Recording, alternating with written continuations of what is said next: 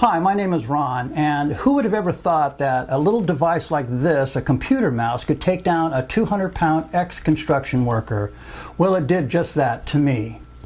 First of all, I would like to give a shout out to Dr. George and his wife Lisa at Amador Valley Chiropractic right here in Pleasanton, California. You see, it was about 2 weeks ago I woke up with a stiff neck, and I figured it would go away in a couple of days like it normally does, but it didn't. Fact is that it worked its way right down into my arm, and I was in excruciating pain. I couldn't believe it. Now, I've worked in the construction industry almost all of my life, and I've had my bouts with lifting injuries and pinched nerves, and actually George has treated me for some of those issues over the years.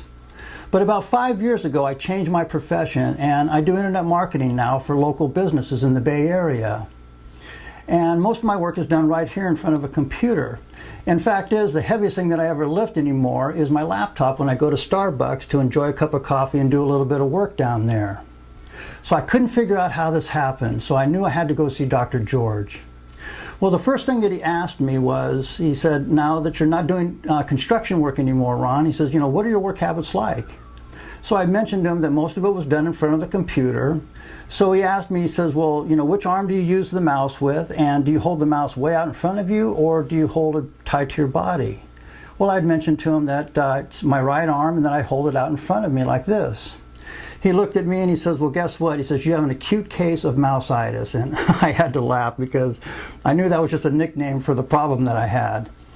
He explained that, when you hold your arm out for long periods of time, that you're putting unwanted strain on the muscles and the nerves in the arm here, and that can cause injury. And sure enough, it caused me injury. So long story short, George gave me a few treatments and the pain subsided, and now I'm back in business again.